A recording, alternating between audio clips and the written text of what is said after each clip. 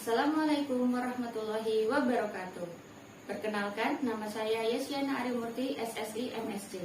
Saya adalah dosen tetap pada Prodi S1 Pendidikan Fisika Universitas 11 Maret, Surakarta. Oleh karena itu, di Prodi Pendidikan Fisika Universitas 11 Maret, saya diamanahi untuk mengampu mata kuliah seperti elektronika analog, elektronika digital, elektromagnetika, prakarya elektronika, konversi energi, dan lain-lain.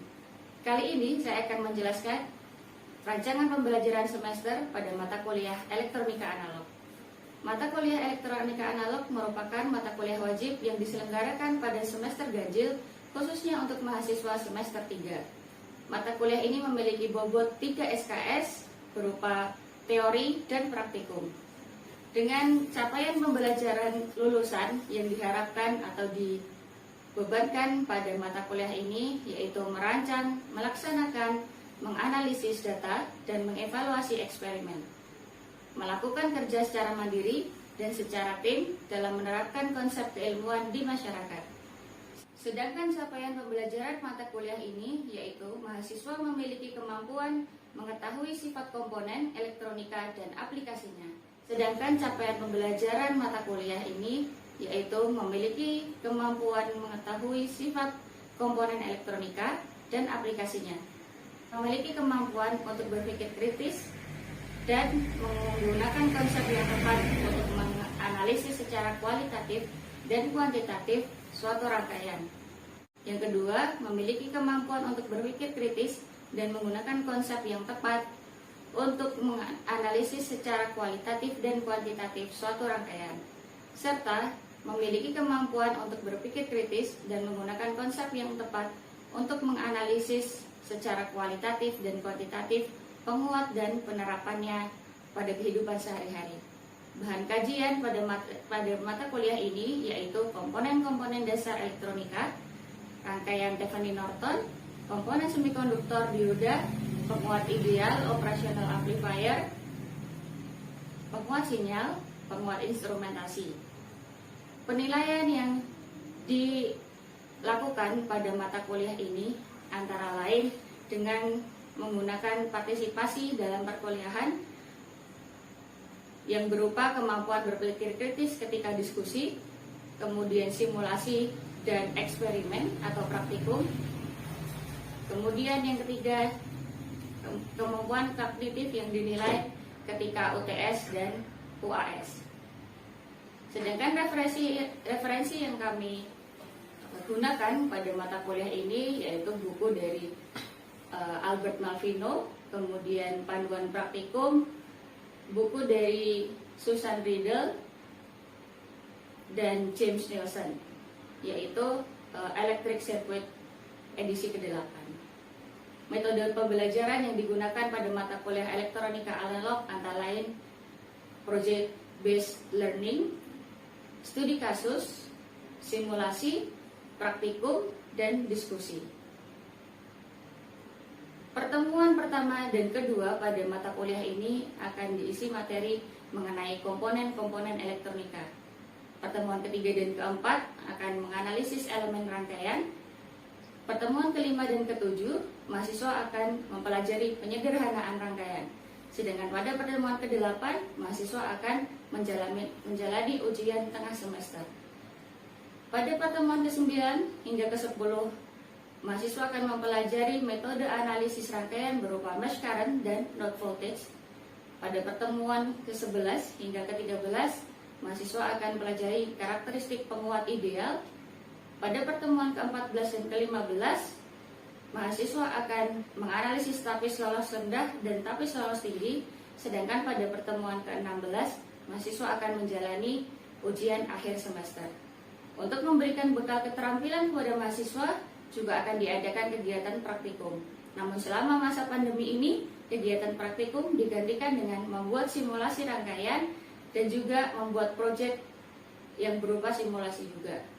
Dan di akhir masa perkuliahan, mahasiswa diminta untuk membuat sebuah simulasi proyek akhir berupa suatu alat yang bisa diterapkan pada kehidupan sehari-hari atau suatu piranti elektronika yang bisa diterapkan pada kehidupan sehari-hari, namun hanya berupa simulasi. Dan proyek ini akan dilakukan secara mandiri.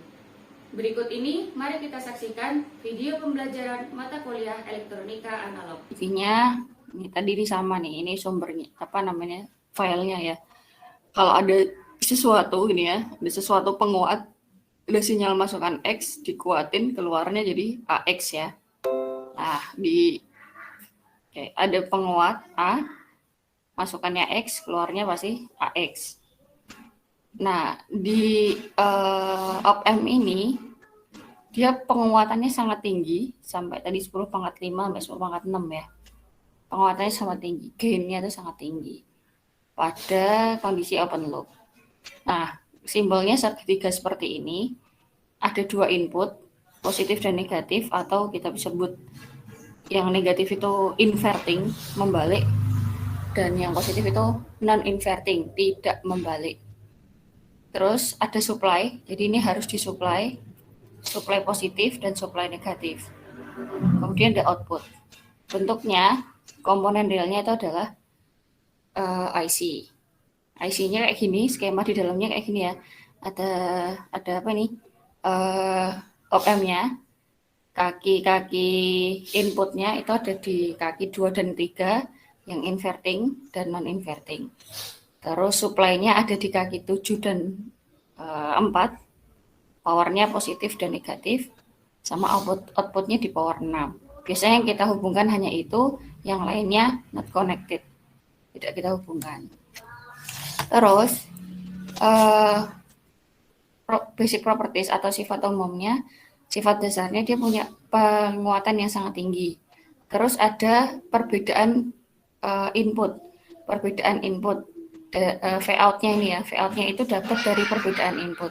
V-out-nya dapat dari gain-nya itu adalah A dikalikan input positif dikurangi input negatif, atau input non-inverting kurangi input inverting. Itu basic properties-nya. Nah, kalau ini gambaran open loop. Kondisi op-amp itu dalam kondisi tidak ada feedback, open loop ya. Nah, jadi ini nanti salah satunya misalkan jadi reference, misalnya yang negatif jadi reference atau yang positif jadi reference, maka nanti ini kita sebut sebagai kondisi open loop. Kalau feedback berarti ini nanti yang output, kalau ada feedback berarti dari output nanti diumpan balikkan lagi ke input, itu namanya ada feedback. Kalau ini nggak ada feedback, jadi kita cuma tinggal salah satunya jadi reference, terus nanti kita bandingkan. Kalau ini kita bahas besok aja.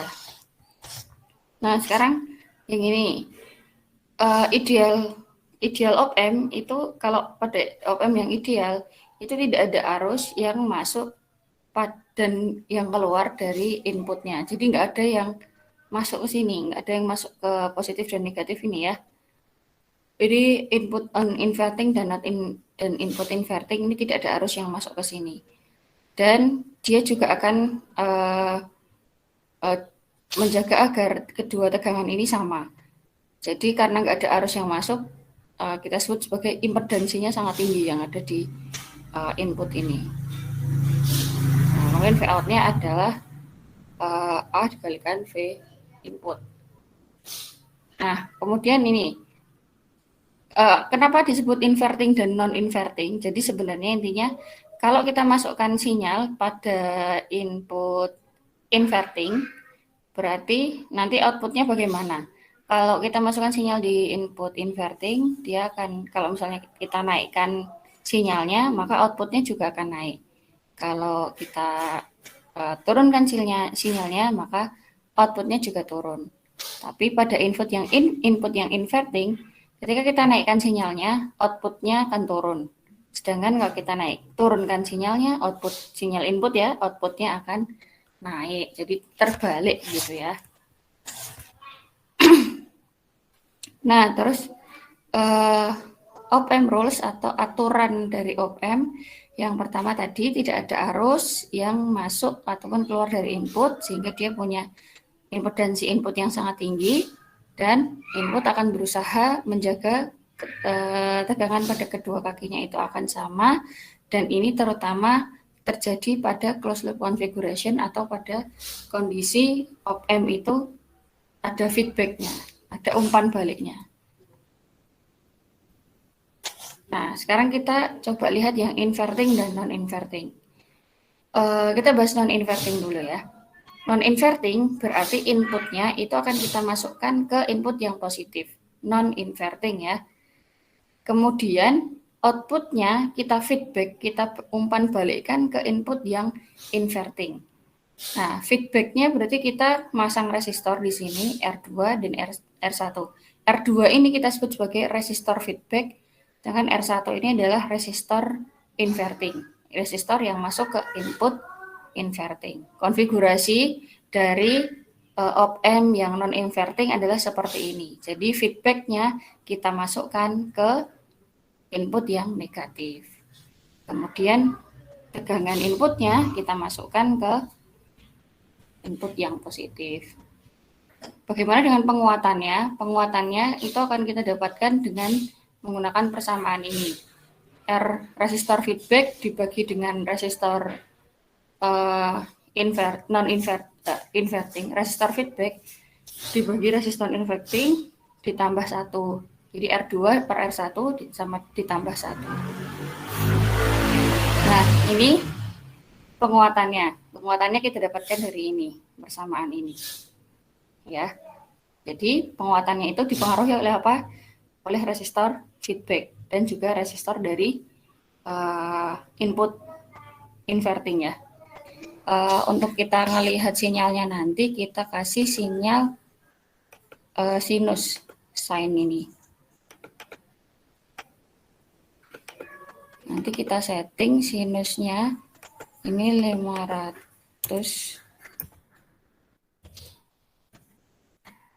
Ini 1K. Terus, nah nanti yang outputnya itu kan di kaki. Sebentar. Output inputnya itu di kaki 7 dan 4. 7 dan 4 ya. Nah, jadi di kaki 7 ini nanti kita hubungkan dengan, nah ini DC.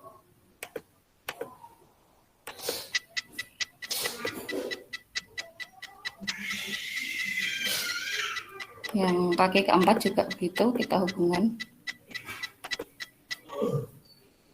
Kita setting untuk kaki DC-nya. Ini nilainya positif. Ini 12 volt. Kemudian yang di sini ini minus 12. Tetap harus pakai tanda minus. Itu kemudian kita hubungin dengan osiloskop. Misalkan di sinyal A itu di outputnya, kemudian inputnya di sinyal C misalkan ya. Oke, bismillah, semoga berhasil simulasinya. Nah, ini hasilnya ya, terlihat ya. Nah, ini kita setnya udah sama. Nah, ini kan yang sinyal channel C tadi yang input kan. Jadi yang inputnya tuh yang ini. Kita pindah misalkan di atasnya ya. Terus yang channel A ini kan yang output.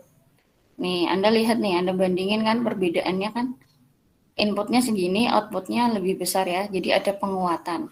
Kemudian inputnya itu ke atas, ini juga outputnya juga ke atas. Kalau ke bawah, ini juga ke bawah. Jadi ini artinya sefase. Sefase berarti kan tidak membalik. Kita mulai untuk presentasi. Nanti silahkan Anda ceritakan. Boleh nanti share screen, misalkan PPT-nya ya yang mudah. Share screen. PPT-nya untuk Anda menceritakan simulasi yang Anda kerjakan kemarin gitu. Bentar. Kita urut aja kali ya, urut aja dari kelompok 1. Silahkan. Sudah ada anggotanya atau sudah lengkap, atau kalau belum lengkap juga nggak apa-apa, perwakilan aja. Kelompok 1 siapa? Kita mulai dari kelompok 1 untuk presentasi. Yang presentasinya yang inverting dulu aja ya. Baik, Assalamualaikum warahmatullahi wabarakatuh. Kami dari kelompok 1 yang beranggotakan Amanda Yuliati, NIM K2320011, Dea Mutia Febri, NIM K2320025, dan saya sendiri, Safira Zarotusani, dengan NIM K2320070, ingin mempresentasikan materi mengenai inverting amplifier dan non-inverting amplifier. Nah, di sini kita akan mempresentasi yang untuk yang inverting amplifier. Yang pertama, bagaimana ketika RF-nya, sebentar, kita lihat sefase-fasenya.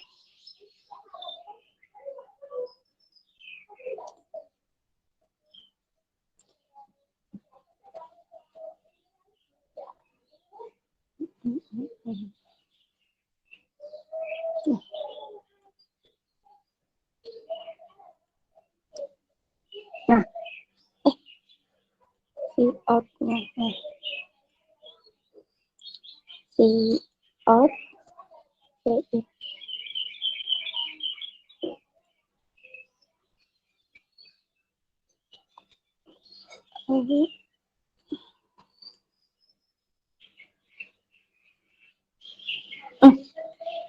karena pada saat V out-nya itu mencapai puncak, sedangkan V-nya itu mencapai lembah, jadi nggak sefase, yang satunya ke atas, yang satunya ke bawah.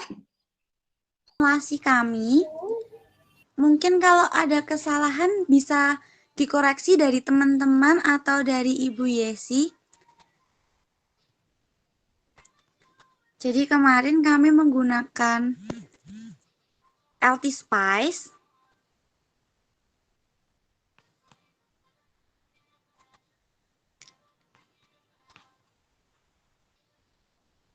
Nah, jadi di sini kita akan melihat bentuk gelombang yang ditampilkan dari osiloskop, baik dari amplifier inverting maupun amplifier non-inverting. Kita juga akan memvariasi resistor inisial dan juga resistor feedbacknya.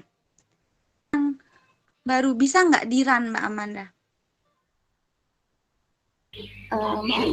Mau diputerin yang videonya atau mau lagi?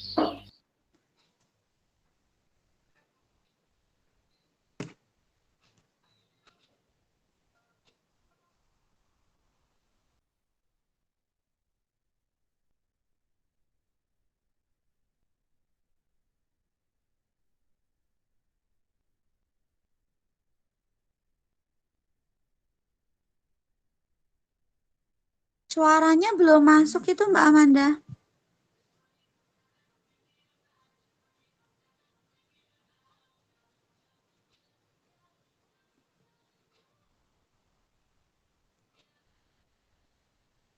Bisa masuk nggak?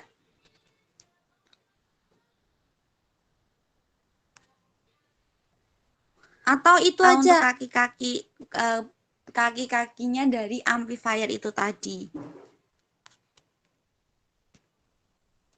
Bisa di-run, Mbak Amanda? Bisa ya? Oke. Nah, jadi ini saya jelaskan ya teman-teman. Untuk inverting amplifier itu dia punya ciri khusus di mana sinyal keluarannya itu punya beda fase sebesar 180 derajat. Nah, maksudnya apa beda fase 180 derajat ini? Artinya nanti ketika teman-teman lihat gelombang yang terbentuk itu ketika perbedaan antara sinyal keluaran dengan masuknya tuh nanti ada ketika satunya gunung, satunya itu lembah gitu. Mungkin bisa diperbesar sebelum masuk ke variasi resistor, mungkin bisa di run yang itu dulu Mbak Amanda. Bentuk gelombangnya ya. Mau menjelaskan yang sefase sama beda fase. Oke. Iya teman-teman, kami tunjukkan. Ya ini sinyal keluarannya dan ini masuknya. Oke, bisa diperbesar Mbak Amanda? Ya. Nah, itu teman-teman bisa lihat ya bahwa di sini di mana inverting amplifier itu dia ada beda fase 180 derajat. Satunya kan gunung tuh ya. Nah, satunya tuh lembah gitu. Itu untuk sinyal yang terbentuk. Kemudian lanjut ke bagian non-inverting, Mbak Amanda. Nah, jadi si amplifier non-inverting ini dinamakan penguat non-inverting karena masukan dari penguat tersebut itu adalah masukan non-inverting dari amplifier itu tadi. Yang non-inverting? Oke, cek suara saya apakah sudah terdengar? Sudah. Mungkin saya mulai saja ya.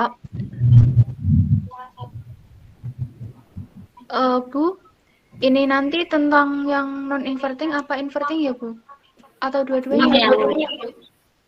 Iya, coba dua-duanya. Non-inverting dan inverting. Sebentar ya, Bu, saya buka PPT saya dulu.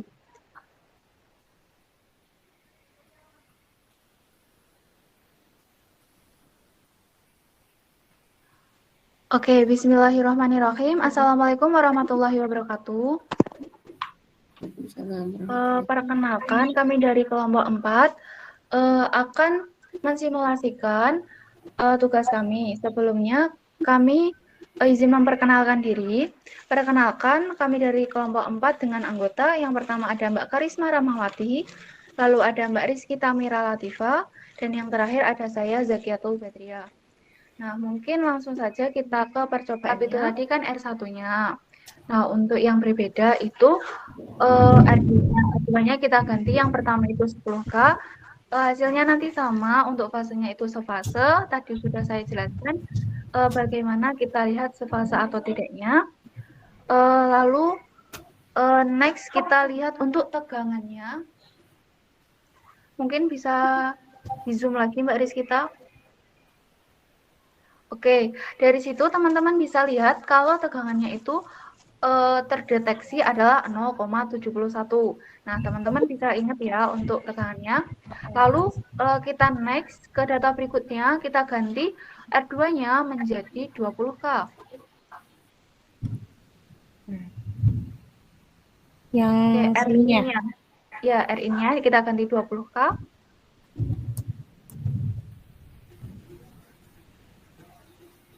Oke, kita play lagi. Nah, teman-teman bisa lihat lagi kalau gelombangnya itu bentuknya sefase lagi, sama seperti yang data pertama. Nah, untuk amplitudenya itu amplitudenya tadi menurun. Mungkin bisa digerak-gerakkan Mbak Rizkita. Oke, bisa teman-teman amati ya tadi perubahan amplitudenya. Mungkin langsung ke bagian tegangannya. Nah, teman-teman bisa zoom limitnya dan lihat bahwa tegangan yang terukur adalah 0,35. Mungkin dari yang data pertama tadi 10K itu 0,71, terus untuk 20K itu menjadi 0,35. Mungkin next lagi. Untuk R-in-nya kita ganti menjadi 30K.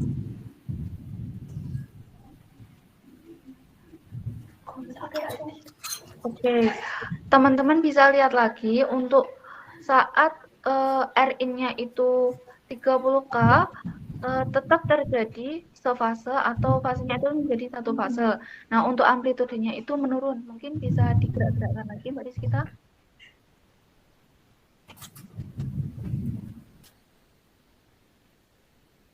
Untuk gelombangnya mungkin bisa digerak-gerakkan.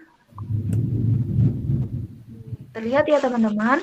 Nah, selanjutnya kita lihat tegangannya. Nah, teman-teman bisa lihat kembali bahwa tegangannya itu berubah lagi. Jadi saat kita ubah R-nya, tegangan yang terdeteksi juga akan berubah. Nah, untuk data ketiga itu terlihat bahwa tegangannya itu 0,24. Oke, sudah presentasi semua. Ini sudah menyampaikan hasil simulasinya.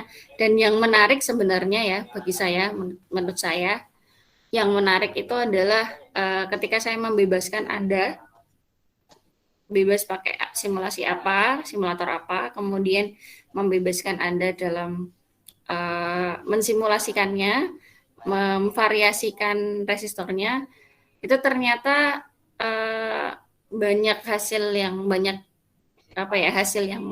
gitu ya, yang banyak hasil yang baik yang muncul, dan Anda juga ada sense of eksperimennya itu keluar gitu. Jadi bagaimana Anda memvariasikan tadi, ada yang satu dibikin tetap dulu, satu divariasi, ada yang kemudian yang lainnya dibikin tetap, yang satunya divariasi, ada yang variasinya yang satunya diturunkan, yang satunya terus yang satunya nanti dinaikkan, begitu ya. Jadi ternyata berbeda-beda, tiap kelompok itu ada cirinya sendiri dalam melakukan eksperimen nih, ketika Anda dibebaskan untuk melakukan eksperimen. Tapi kesimpulannya sebenarnya tadi ini semoga menguatkan apa materi yang sudah kita pelajari minggu lalu mengenai op-amp. Jadi intinya adalah untuk karakteristik op-amp yang inverting dan non-inverting, intinya tegangan outputnya itu kalau yang inverting pasti akan berbeda fase dengan sinyal inputnya. Kalau yang non-inverting outputnya akan sefase dengan yang inputnya. Yang non-inverting itu serfase, yang inverting berbeda fase. Ditandai ketika gelombangnya sinus ya berarti kalau sefase itu kalau lembah sama-sama lembah, kalau bukit sama-sama bukit, kalau yang berbeda fase berarti kebalikannya. Kemudian tadi juga kesimpulan yang sangat baik juga disampaikan oleh salah satu teman Anda ya, bahwa tegangan untuk terjadi penguatan itu yang harus kalau baik di inverting maupun non-inverting, untuk terjadi penguatan itu yang harus kita setting lebih besar itu adalah resistor feedback-nya. Ya, resistor feedback-nya harus kita setting lebih besar karena keduanya persamaan untuk mendapatkan penguatannya itu adalah RF per R input. Nah, kalau yang non-inverting hanya ditambahkan 1, kalau yang inverting tidak ditambah 1. Jadi itu kesimpulannya. Untuk simulasinya juga sudah baik, ada yang pakai Proteus, ada yang pakai LT Spice, boleh ya. Dan ini saya mau tunjukkan salah satu simulator yang online. Jadi Anda nggak perlu download, nggak perlu install, namun memang harus punya koneksi yang cukup kuat ya. Koneksi internetnya tuh harus kuat, jadi Anda harus siap-siap gitu ya.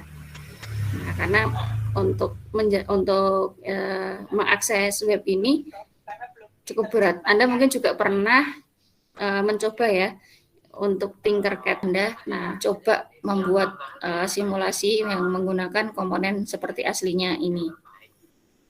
Begitu, mungkin ada pertanyaan sebelum kita tutup kuliah kita.